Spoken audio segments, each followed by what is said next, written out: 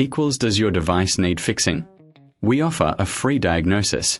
We pick up and deliver right to your door, no calls or travel needed. We send you a quote before repairing, and only go ahead if you approve it. Easy, transparent, and professional. Link in description. Start by gathering your tools: a P5 pentalobe screwdriver, a T5 torque screwdriver, and a spudger. First, remove the screws from the bottom case. Keep them organized for easy reassembly.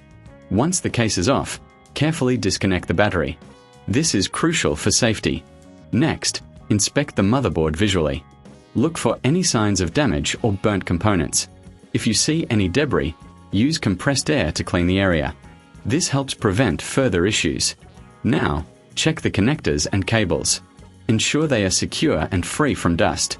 If you find any loose connections, reseat them carefully. For a professional diagnosis without obligation, consider our services. We offer pickup and delivery at your home, so you don't have to worry about transport. Remember, no calls, no travel, just a simple quote before repair. Once you've completed these steps, you're ready for the next phase of the repair.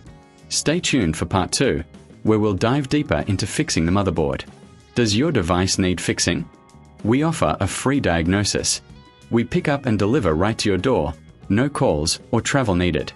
We send you a quote before repairing, and only go ahead if you approve it.